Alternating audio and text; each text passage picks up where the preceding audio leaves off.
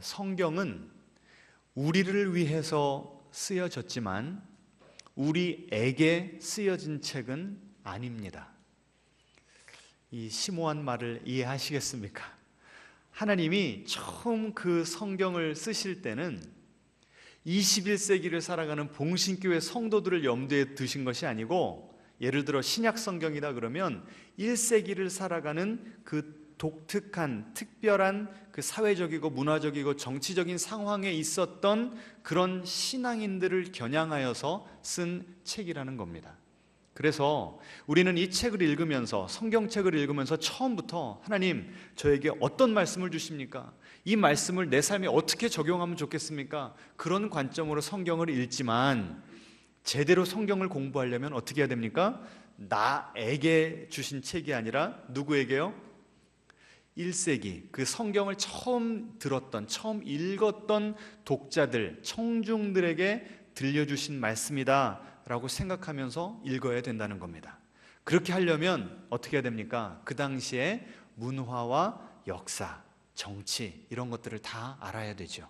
그래서 오늘 같이 2000년 전으로 좀 시간 여행을 떠나보는 그런 시간을 가지려고 합니다. 근데 좀 기대가 되십니까?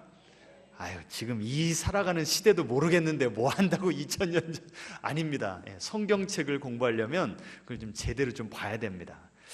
제가 오늘과 다음 주까지 그 성지순례 다녀온 이야기들을 할 테니까요, 같이 좀 잘 따라오시면 좋겠습니다. 제가 이번 성지순례를 하면서 이 터키와 그리스, 바울이 다녔던 도시들을 쭉 따라가면서 깜짝 놀란 것이 하나가 있었습니다. 무엇인가 하면 가는 곳마다 신전이 있더라는 거예요. 그 당시 그 1세기를 살았던 사람들이 로마와 그리스 신화, 로마 그리스 종교에 얼마나 깊이 젖어서 살아가는지를 제가 새삼 다시 한번 깨닫게 되었습니다. 그 로마 그리스 종교가 그 당시 살았던 그 사람들의 마음과 세계관을 지배하더라는 것입니다. 제가 첫날 갔던 곳이 그리스 아테네였습니다. 한번 그 사진을 보여주시면, 여기가 아테네 아크로폴리스입니다. 그리고 이 보이는 건물이 그 유명한, 뭔지 아세요? 파르테논 신전입니다. 유네스코에서 그 세계 문화유산으로 지정한 파르테논 신전. 이 파르테논 신전은요, 기원전 5세기에 완성된 신전인데, 어떤 신을 이곳에 오소서 하고 맞아 드리려고 만든 신전인가 하면 아테네의 수호신이자 전쟁의 신인 아테나라고 하는 여신을 모시기 위해서 지어진. 그래서 그 다음 장면 보시면 제가 직접 가서 찍은 사진인데요, 지금도 복원 작업이 한창입니다. 그리고 그 아테나라고 하는 여신이 이렇게 생겼습니다. 자, 손에 뭘 들고 있어요? 전쟁의 여신이라고 그랬죠? 한 손에는 창을, 한 손에는 방패를 들고 있습니다. 그러니까 어떤 도시를 지켜주는 수호신이에요? 아테네라고 하는 도시를 지켜주는 수호신입니다. 그래서 제가 이 아테네에 있었던 그 아크로폴리스, 저 언덕 위에 있는 도시라고 하는 뜻인데요, 그 아크로폴리스에 가보니까요, 이 아테나를 모시는 신전만 있는 것이 아니라, 여러분 니케라고 아십니까? 승리의 신. 여러분 신발 나이키 다 하나씩 갖고 계시죠? 그 나이키가 바로 니케라고 하는 그 똑같은 스펠링인데요, 그 신부터 시작해서 저 아크로폴리스에 가보시면 막 신전이 여러 개가 있습니다. 그래서 성경에 보시면 사도 바울이 2차 전도 여행 가운데, 보여주세요, 바울이 아테네에 갔습니다. 그랬더니 같이 읽어보죠. 그 성에 우상이 가득한 것을 보고 마음에 격분하였다. 어떻게 저들은 참된 신을 두고서 저렇게 아테나부터 시작해서 니케를 비롯한 수많은 다른 신들을 저 신전에 가서 예배를 드리고 제물을 바치면서 섬길 수가 있는가? 격분, 막 속이 뒤집어지고 거룩한 분노가 그 마음 가운데 들끓었다, 이렇게 나오는 겁니다. 그러니까 지금 성경에서도 그 당시 이 바울이 전도 다녔던 모든 지역에서 얼마나 많은 사람들이 우상을 숭배하고 얼마나 많은 신전들에서 많은 신들, 다양한 우상들에게 예배가 드려지고 있었는지가 지금 이게 확인이 되는 겁니다. 자, 바울이요, 아덴에서 그 다음에 고린도로 갑니다. 같이 읽어보죠. 그 후에 바울이 아덴을 떠나 고린도에 이르러 1년 6개월을 머물며 그들 가운데서 하나님의 말씀을 가르치니라. 자, 이렇게 오랫동안 진드근히 이 사도 바울이 계속 돌아다니던 사도 바울이 딱 머물면서 성경을 1년 반이나 가르치던 도시가 어떤 도시라고요? 고린도.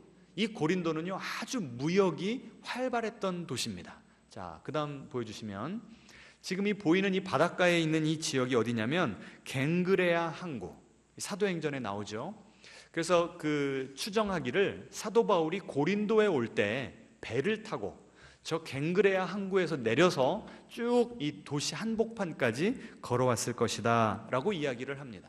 그런데 그 다음 사진 보여주시면 저 산 보이시죠? 완만하게 있는 저 배경에 있는 산, 저 산 꼭대기에 또 아크로폴리스가 있었습니다. 그리고 그 아크로폴리스에는 거대한 신전 하나가 있었는데 그 신전에는 또 어떤 신을 모시고 있었는가? 아프로디테.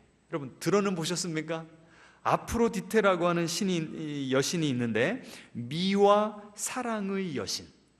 그래서 저 신전에는요, 누가 있었냐면 여사제들이 적어도 1000명, 많게는 3000명까지 있었다고 합니다.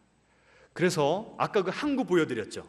그 항구까지 저 신전에 있었던 아프로디테를 섬기는 여사제들이 항구까지 내려오는 겁니다. 그러면 내려와서 뭐 했을까요?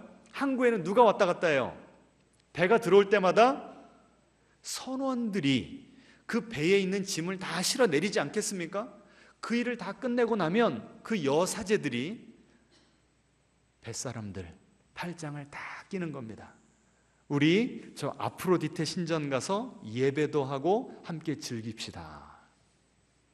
그러니까 그 당시에 여사제들은 다른 말로 하면 템플 프라스티튜트, 이 신전에서 이 성관계를 맺는, 그러니까 마치 그 신과 나를 연결시켜주는 그 역할을 이 여사제들이 성행위를 통해서 했다는 거예요. 그러니 그 종교가 인기가 있었겠습니까? 없었겠습니까? 뱃사람들이, 어여쁜 여사제들이 항구에 내리자마자 꼬실레이션을 하는데 안 넘어갈 사람이 있겠습니까? 그래서 그 산 위까지 올라가서 그 신전에서 그렇게 신인 합일의 그런 성행위를 했다는 겁니다. 그래서 그 여사제들의 특징이 있었대요. 항구에서부터 어디까지 올라갔다고요? 산 꼭대기까지 거의 매일 왔다 갔다 했대요. 얼마나 이 상업이 성행했는지. 그러니 이 여사제들의 특징이 어떤 특징들이 있었을까요? 허벅지가 두꺼웠다고 합니다. 그 문서에 남아있다고 그렇게 가이드하는 목사님이 전해줬어요. 그래서 이 신전이 많았던 얘기는요, 신전, 이 소위 말하는 종교적이고 영적인 면만 보시면 안 되고요, 거기에 이 쾌락의 요소와 그리고 이 여사제들이 그 뱃사람들을 데리고 올라가면서 오늘 무슨 물건이 왔어, 이거 참 이 값어치 있는 물건이야, 여기 투자하면 돈 많이 번대 라고 하는 그런 귀동량, 이 고급 정보들을 얻어다가 사람들에게 퍼뜨리는 역할까지 했대요. 그러니까 종교와 쾌락과 돈이 다 어떻게 돼 있어요? 맞물려 있는 것이 그 당시 이 매일매일 살아가는 사람들의 현실이었다는 겁니다. 그런데 그 고린도라고 하는 곳에 뭐가 세워졌어요? 사도 바울이 1년 반 동안 가르치니까 교회가 생겼죠. 참 놀라운 일입니다. 어떻게 이렇게 교회가 생기기 힘든 곳에, 그래서 그 당시에 어떤 말이 있었냐면요, 코린티아 제스타이라고 하는 그 헬라어 표현이 있었답니다. 이게 뭐냐면 고린도 사람처럼 문란하다, 방탕하다, 이런 표현이 있을 정도로 고린도는 아주 타락한 도시 중에 하나였는데 그 한복판에 교회가 생겼대요. 그래서 제가 이제 조금 있다가 또 더 문제 제기를 하겠지만, 어떻게 그런 곳에 복음이 들어가서 어떻게 그렇게 타락하던 사람들이, 돈과 쾌락과 여신을 숭배하던 사람들이 어떻게 예수님을 믿을 수 있었을까? 이게 저의 이 궁금증이었습니다. 자, 그 다음에요, 또 사도 바울이 여행을 가는데 에베소로 여행을 갑니다. 에베소에는요, 자, 그 다음 사진 보여주시면, 저 뒤에 기둥 하나 보이십니까? 네, 잘생긴 저만 보지 마시고 저 뒤에 있는 기둥을 좀 보세요. 저 기둥이 어떤 신전의 기둥이냐면 아데미라고 하는, 성경에는 아데미라고 나오고 영어로 하면은 아르테미스, 그 여신도 들어보셨죠? 네, 그래서 이 이스탄불에 가시면 그 신전을 이렇게 복원을 했답니다. 네, 그 당시에요, 이 신전의 사이즈가 어떻게 되냐면 길이가 137m. 별로 놀라지도 않으시네. 이 2000년 전에 이미 있었던 건물이라니까요. 그 다음에 너비가 69m, 높이는 18m. 아니, 지금 최신식 장비로도 그렇게 큰 건물 짓기가 힘들 텐데 그 당시에는 그런 장비 하나 없이 어떻게 지었는가? 그래서 사람들은 이 신전을 그 당시 고대 7대 불가사의 중 하나다, 이렇게 부릅니다. 자, 그러면 그 사람들이 저 신전에서 예배했던 아르테미스 신전, 저 여신은 어떻게 생겼는가? 예. 뭐가 이렇게 특징적으로 보이세요? 예. 그래서 저 여신은 다산과 풍요의 여신이다, 이렇게 믿어졌다고 그래요. 그리고 아까 그 신전을 다시 보여주시겠습니까? 그 신전 지하에는요, 금고가 있었다고 합니다. 그 당시 부자들은요, 은행이 없었잖아요. 그러니까 내가 가진 금은 보화를 어디다 놔둬야 이게 안전하게 보호를 받을 수 있는가? 가지고 갔던 데가 신전이래요. 그래서 신전 지하에는 그런 부자들의 재물을 다 모으는 금고가 있었답니다. 그러니 여러분이 사재면 그냥 그 금은보화 가만히 그냥 보관해 놓으시겠습니까? 어떻게 해야 돼요? 돈을 굴려야죠. 그래서 그 신전에서 고리대금업도 같이 이루어졌다고 그래요. 그러니까 지금 종교는 종교 하나로 끝나는 것이 아니라 계속 뭐랑 연결되어 있어요? 종교와 돈과 성적인 쾌락이 다 연결되어 있는 거예요. 그런데 그 에베소에 가서 사도 바울이 2년 3개월을 사역을 하니까 놀라운 역사가 벌어진 겁니다. 가는 데마다 이 사도 바울의 손수건 한 장만 갖다 얹어도 병든 사람이 낫는 거예요. 귀신이 떠나가는 거예요. 우리 봉신교회도 좀 이런 역사가 일어나야 되는데 기도하시기 바랍니다. 예. 그러니까요, 마술을 신봉하던 사람들이 그 글귀들이, 이 뭐라고 그러죠? 수리수리 마수리 같은 이제 그런 것들이 적힌 그 값비싼 그런 책들을 다 가지고 나와서 불에 태워버렸대요. 막 그 도시에 이 종교 시스템, 종교와 돈과 이 모든 게 맞물린 그 시스템이 막 기초부터 흔들리기를 시작한 겁니다. 그러니까 그 종교 시스템 안에서 모든 부와 권력과 명예를 누리던 사람들이 어땠을까요? 위협을 느꼈겠죠. 그래서 그 중에 이 은으로 아르테미스 여신의 그 작은 신상을 만들어서 팔면서 막대한 부를 누렸던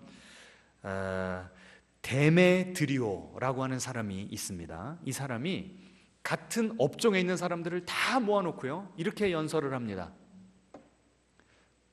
여러분도 알거니와 우리의 풍족한 생활이 이 생업에 있는데, 이게 지금 어디 나온 말이라고요? 성경에 나와 있어요. 그러니까 그 당시 이 아르테미스 여신 하나 때문에, 그 신전 때문에 돈을 버는, 막대한 돈을 버는 많은 사람들이 있었다는 겁니다.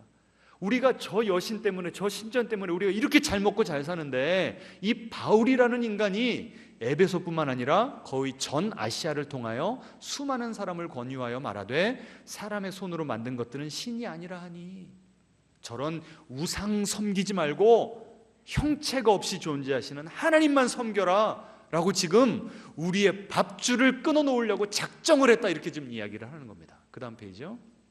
그래서 우리의 이 영업이 천하여질 위험이 있을 뿐만 아니라 큰 여신 아데미의 신전도 무시를 당하게 되었다, 이 말을 들려주니까 사람들이 자기 밥그릇이 위협받으면 다들 무서워집니다. 그때나 지금이나.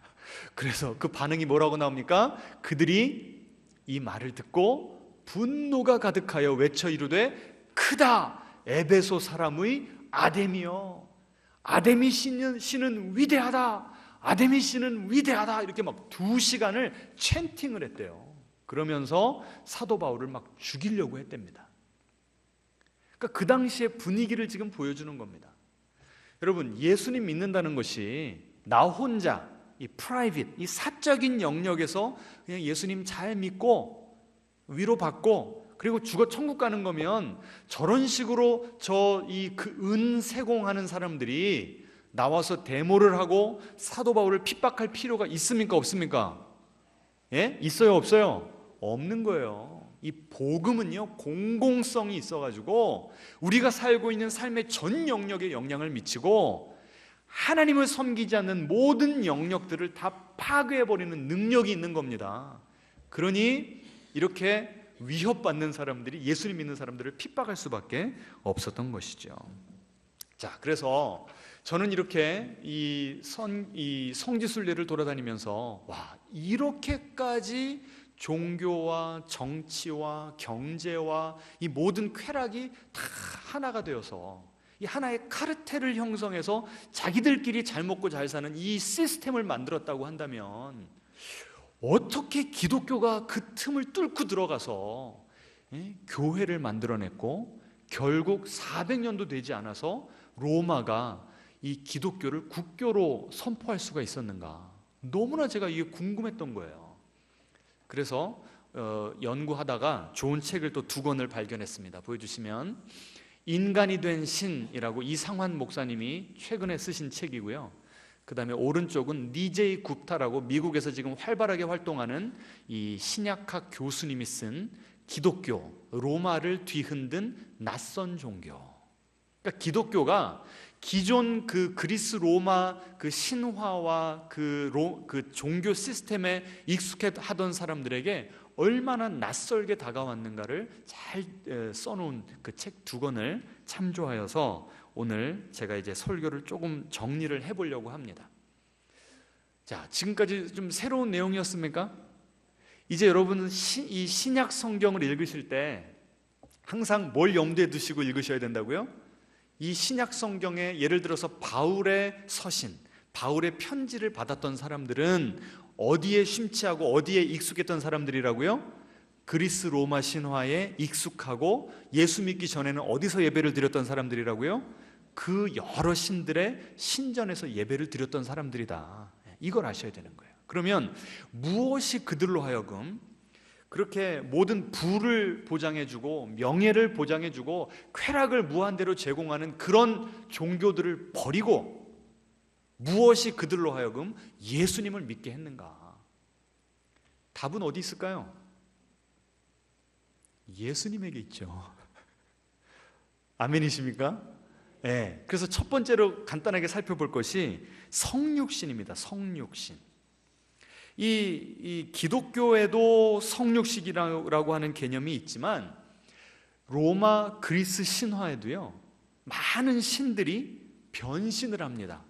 그래서 신들이 인간의 모습으로 나타나는 이야기들이 참 많아요. 그러면 예수님의 성육신과 그리스 로마 신들의 성육신이 뭐가 다를까요? 인용문을 좀 보여주시겠습니까? 같이 한번 읽어보죠.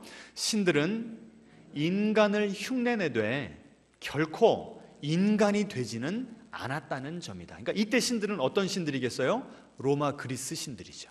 계속 읽습니다. 그들의 변신은 단지 가면을 바꾸는 일에 불과했으며 신성은 언제나 그 가면 아래 온전히 남아 있었다.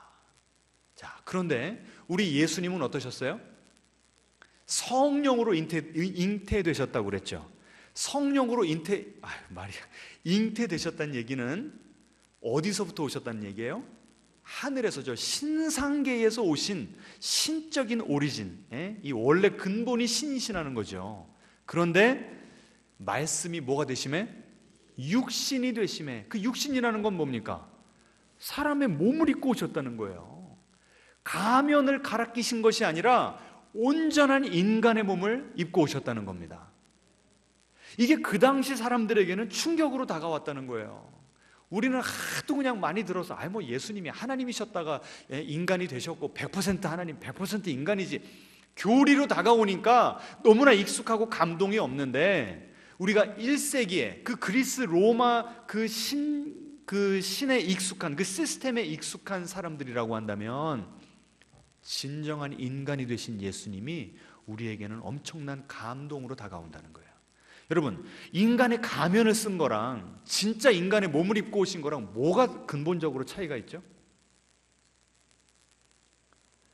이 그리스 로마 신들이 인간의 몸을 입을 때는요, 누구를 위해서 그랬을까요? 자기의 이기적인 뜻과 욕망을 이루기 위해서 했던 거예요. 그런데 우리 예수님이 인간의 몸을 입고 오셨다? 누구를 위해서 하신 겁니까? 우리를 위해서. 당신에게 좋을 게 하나도 없어요. 근데 이걸 다 내려놓으시고 우리를 위해서 이 자리에 인간의 몸을 입고 오신 거예요. 여러분, 예수님이 인간의 몸을 입고 오셔서 대접만 받으시고 편하게 잘 먹고 잘 사셨죠? 예? 인간으로서 받을 수 있는 모든 아픔과 상처와 폭력과 배신과 억울함과 이 모든 거 다 겪으셨어요. 왜요?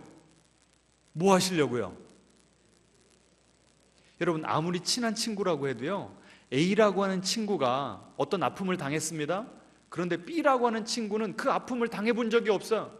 그러면 B라는 친구가 아무리 A라고 하는 친구를 사랑해도 에휴, 너 참 안 됐겠다, 내가 네 아픔을 어느 정도 내가 이해해 보려고 할게. A가 위로 받습니까? 못 받습니까? 못 받아요. 저희 부모님이 어떤 분들에게 가장 큰 위로가 되시는가? 자식들 먼저 떠나보낸. 왜 그러세요? 저희 부모님이 먼저 자식을 떠나보냈으니까 그 아픔을 알잖아요.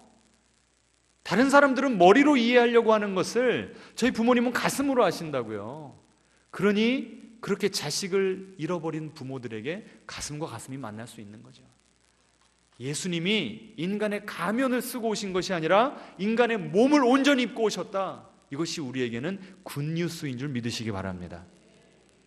우리의 아픔 중에 이해 못할 아픔이 없으시고 공감하지 못할 아픔이 없음을 믿으시기 바랍니다. 여러분, 이 좋은 예수님 만나셨어요? 이 좋은 예수님의 위로를 받아보셨습니까? 예. 그리고 이 예수님은 그렇게 공생에만 일평생을 그렇게 인간으로 사셨던 것만이 아니라 십자가에 돌아가신 다음에 부활하시고도 예수님이 내 손에 있는 못자국을 만져봐라, 창자국 손을 넣어봐라, 그리고 너희들 중에 먹을 것이 있느냐 하면서 막 생선을 드셨어요. 부활하시고도 인간의 몸을 그대로 가지고 계셨고, 승천하신 후에도 사도 요한이 환상 가운데 보는데 천상의 예배가 이루어지고 있습니다. 수많은 자들이 다 예수님께 무릎을 꿇고 예배를 드리는데 그 예수님의 모습이 어땠다고 나와요? 그 어린 양은 죽임당한 것과 같더라. 예수님의 인간성이 다 사라진 채로 신적인 모습으로만 남아 계셨던 거예요? 아니죠. 손과 발, 그 못자국, 창자국을 그대로 가지고 하늘로 승천하셨던 거예요. 온전한 인간이 지금도 그 온전한 인간의 모습, 100% 인간, 100% 하나님의 모습으로 지금도 우리와 함께하는 예수님이신 줄 믿으시기 바랍니다. 자, 그 다음에요, 이 1세기 그 로마 사람들이 믿었던 신, 그들의 믿음을요 아주 이렇게 간략하게 니제이 굽타라고 하는 분이 표현을 해놨습니다. 팍스 데오룸을 통한 팍스 로마나. 여러분, 팍스 로마나라고 하는 표현은 많이 들어보셨죠? 로마의 평화, 로마 제국의 번영과 풍요로움, 이것이 어떻게 가능하다고요? 팍스 데오룸, 신들과의 관계를 잘 맺어서 평화로워지면, 그러면 그 평화가 어디까지 임한다고요? 로마 제국 전체에 임한다. 이것이 바로 이 로마 사람들이 그토록 이 신들을 열심히 섬겼던 근본 이유와 동기였습니다. 우리에게 익숙한 개념이에요. 결코 낯설지 않습니다. 보세요. 신들을 노엽게 하면 어떻게 됩니까? 누구의 삶이 고달퍼져요?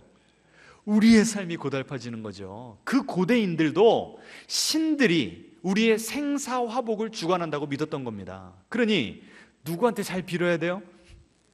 그 신들이 자기네들한테 요구하는 예배의 방식대로 제사를 어떻게 지내야 되는지, 몇 날 며칠 날 그 예물을 들고 가야 되는지, 어떤 예물을 들고 가야 되는지를 아주 정확하게 다 실수 없이 그렇게 가지고 나가서 예배를 드리면 그 로마의 신들이 자기네들의 삶을, 로마 제국 전체를, 내 가정을 잘 지켜준다고 믿었던 겁니다.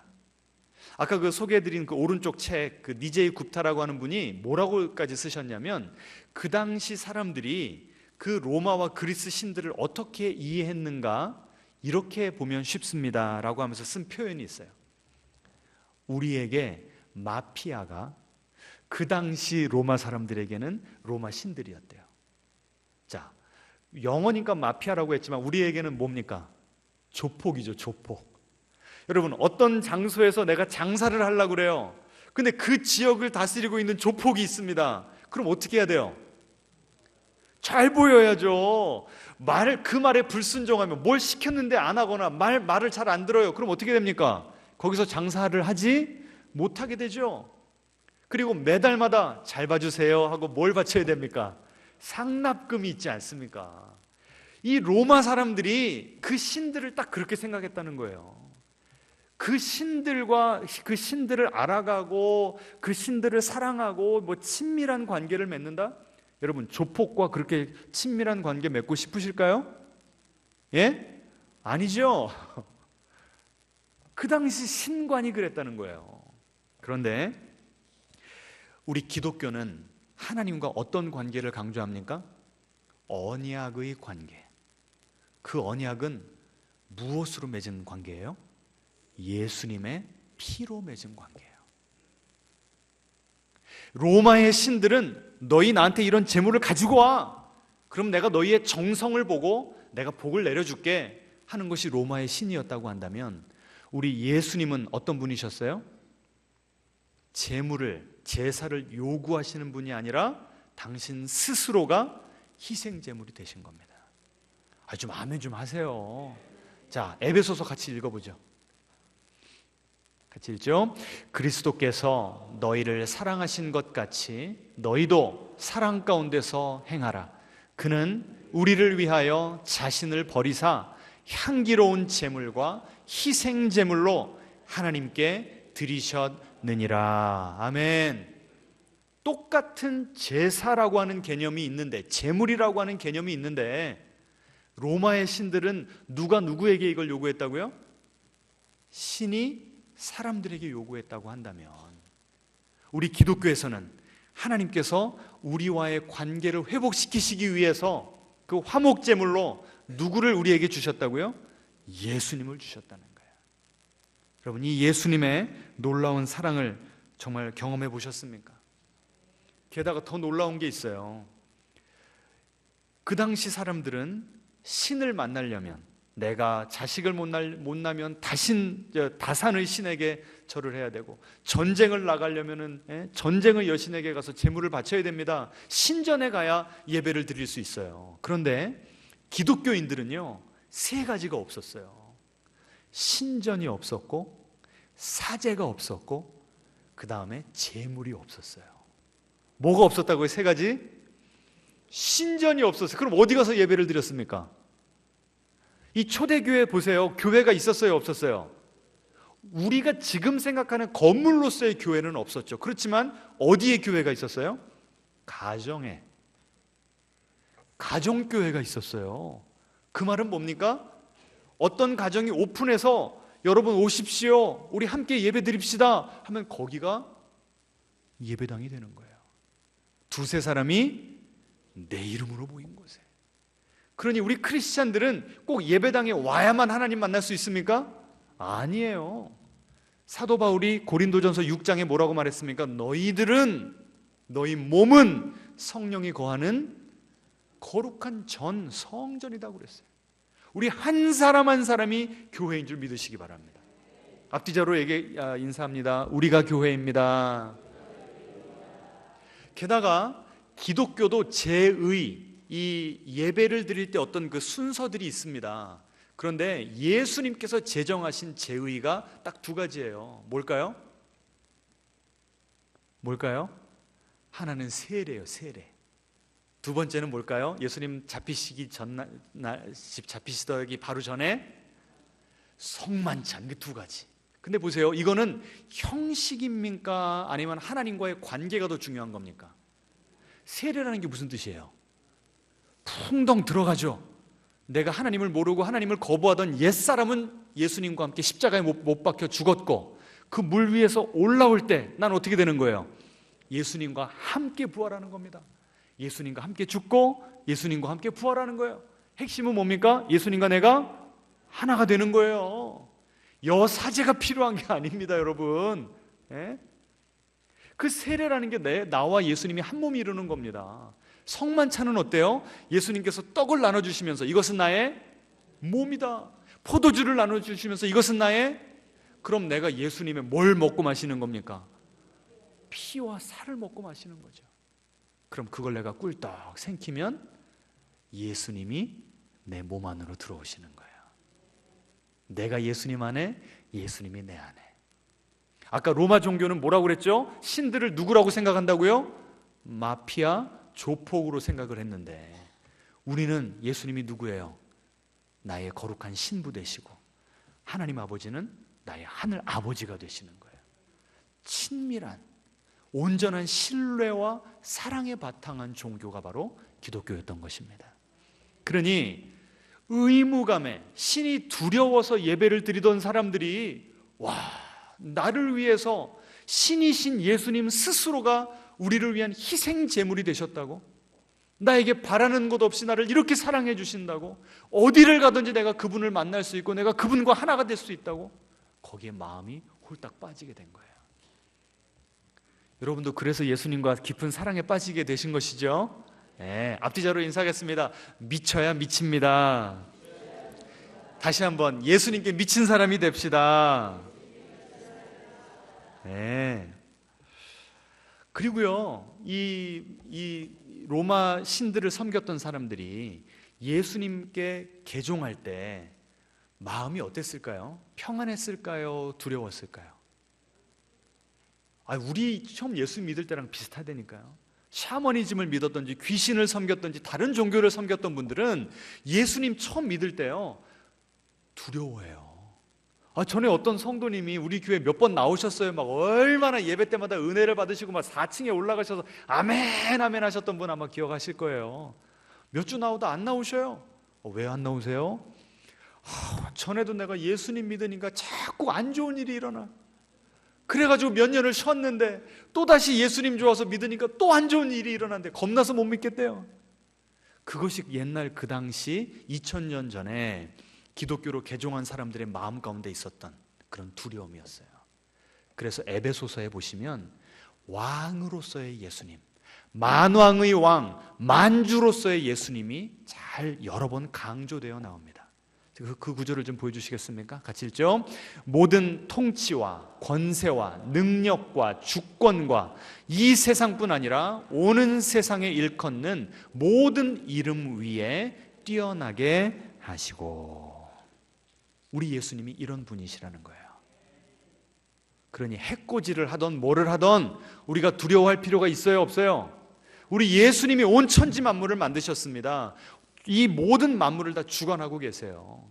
우리의 생사화복은 누구에게 달렸다고요? 우리 선하신 예수님께 달린 줄을 믿으시기 바랍니다. 자, 오늘 좀 시간이 갔지만 마지막으로 한 가지 사건만 더 살펴보기를 원합니다. 사도 바울이요, 사도행전 14장에 보시면 루스드라라고 하는 지역으로 선교 여행을 갔습니다. 가서 한 날 때부터 장애가 있는, 한 번도 자기 두 발로 걸어본 적이 없는 그 장애인에 일어나라 명령하니까요, 그 사람이 고침을 받고 막 걸어다니기를 시작하는 겁니다. 엄청난 기적이 일어났죠. 그러니까 이 루스드라 사람들이 깜짝 놀라서 이렇게 고백을 합니다. 이걸 어떻게 해석을 했는가? 같이 읽죠. 루가오니아 방언으로 소리질러 이르되. 그러니까 원래 표준 말은 헬라어였는데 너무 막 흥분하니까 그 말을 다 잊어버리고 내 태생적 이 모국어가 튀어나온 거예요. 같이 읽죠. 신들이 사람의 형상으로 우리 가운데 내려오셨다 하여 바나바는 누구라고? 제우스라고 하고 바울은 그 중에 말하는 자이므로 헤르메스라 하더라. 자, 여기 익숙한 이름들이 나오죠. 제우스 들어보셨죠? 헤르메스 무슨 상표죠? 그 상표가 다 이 그리스 헬라 이 그리스 로마 신들에게서 그 상표들이 다 나왔다는 거예요. 근데 한번 생각을 해보세요. 그 당시에 치료의 신이라고 하는 아스클레피오스라고 하는 신이 있었어요. 아니 허름한 남자 둘이 와가지고 장애인을 고쳐냈는데, 그러면 그 루스드라 사람들이 와, 우리 가운데 치료의 신인 아스클레피오스가 강림했다라고 얘기하지 않고 왜 제우스와 헤르메스가 강림했다 이렇게 얘기를 했을까요? 이래서 로마 신화를 알아야 되는 겁니다. 아까 인간이 된 신이라고 하는 그 이상한 목사님이 쓰신 책에 보시면요, 그 당시 사람들이 잘 알고 있는 그런 구전되어 오는 제우스와 헤르메스에 대한 이야기가 있었다는 겁니다.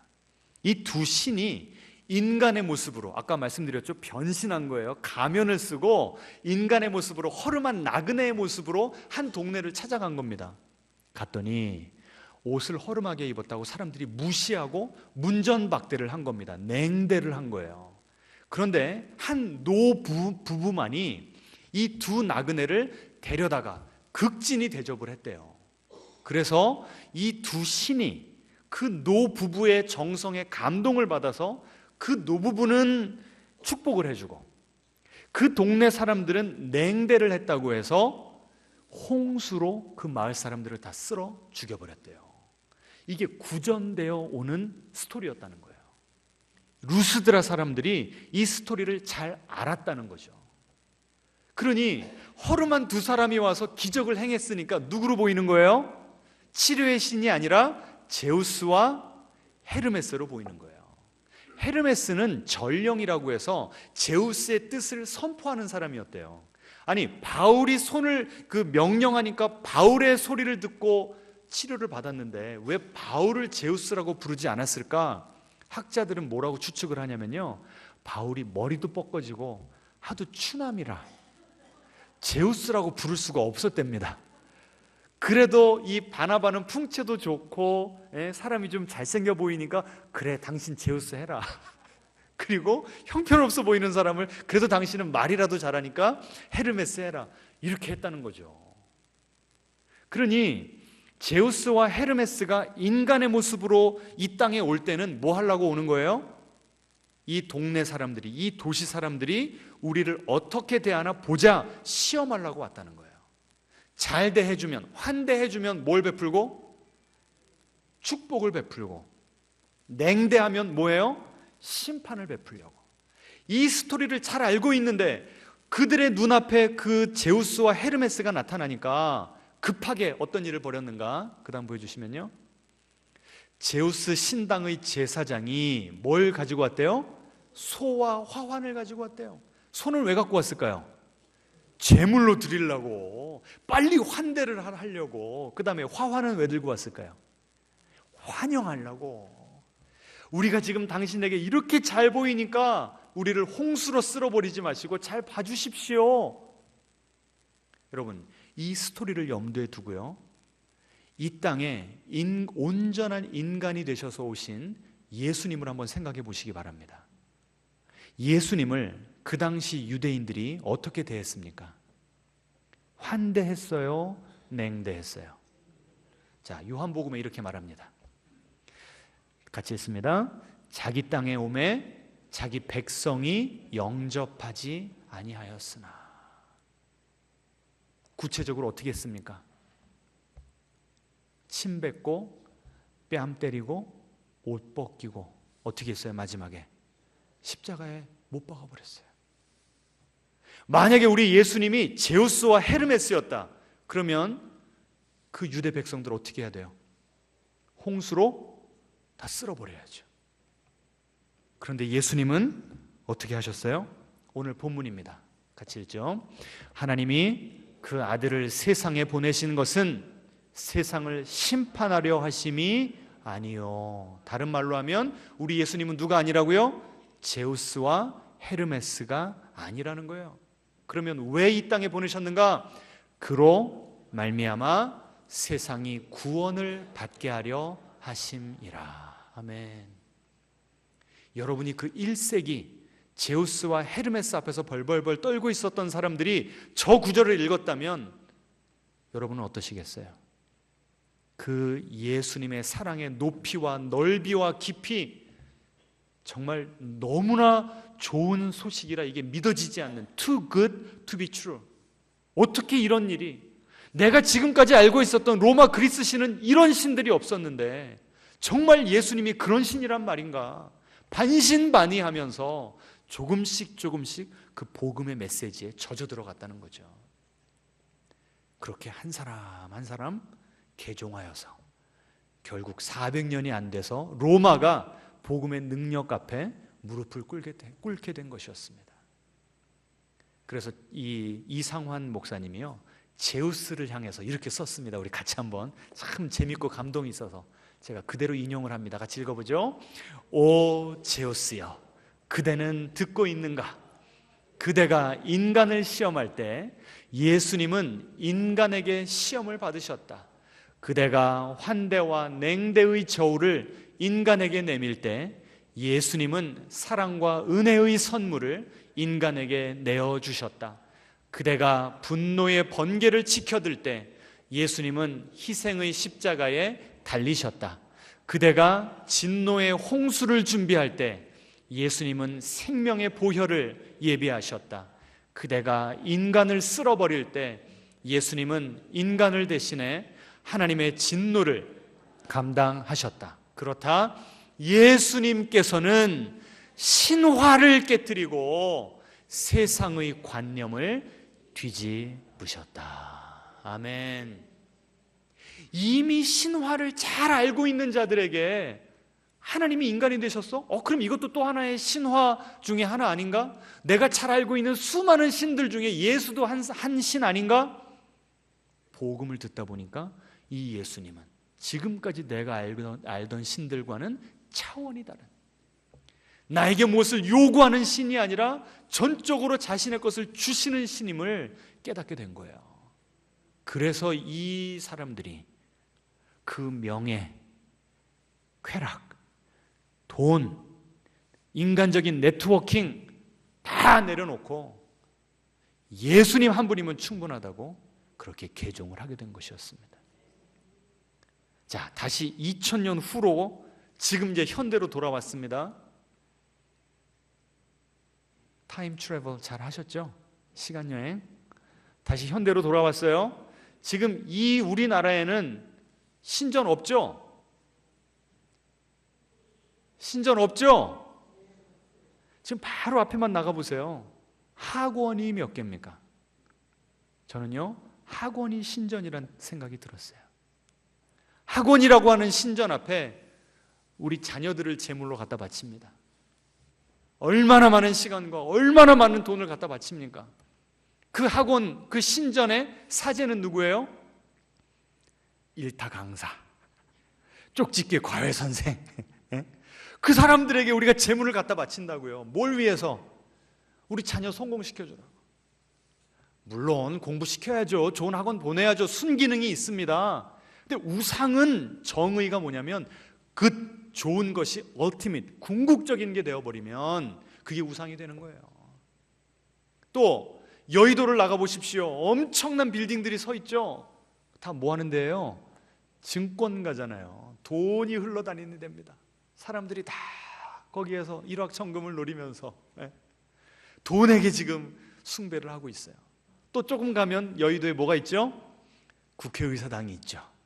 그 뺏지 않아 달려고 목숨을 바치고 모든 것을 다 투자해가지고 그 자리에 올라가려고 애를 쓰고 있지 않습니까? 여러분, 2000년 전이나 지금이나 어때요? 우리 주변에는 다 뭘로 가득 차 있어요? 신전과 신들로 가득 차 있습니다. 우리에게 쾌락과 성공과 명예와 부를 약속하는, 우리 크리스찬들 어떻게 살아야 될까요? 우리 크리스찬이라고 하는 정체성 자체가 뭡니까? 예? 그 모든 것들보다 누가 더 중요한 거예요? 우리 예수님. 그 모든 것이 없다고 할지라도, 그것을 내가 희생해야 될지라도 예수님 한 분을 내가 쥐면 나는 모든 것을 가진 것이고, 아무리 내가 예수님 버리고 이 많은 것을 얻었다고 할지라도 나는 아무것도 가진 게 없습니다 라고 고백할 수 있는 사람들이 참된 크리스찬들입니다. 여전히 우리 마음 가운데는 세상이 들어와 있어요. 여전히 지금 한국 교회에 세상이 들어와서 이렇게 지금 욕을 먹고 있지 않습니까? 우리 다시 그 초대교회 교인들의 그 마음, 우리 예수님의 그 희생과 사랑, 다시 한번 이 크리스마스 이 계절에 다시 한번 우리 마음 가운데 새기면서 참된 신앙을 회복하시는 여러분 되시기를 주님의 이름으로 축원합니다. 함께 찬양하겠습니다.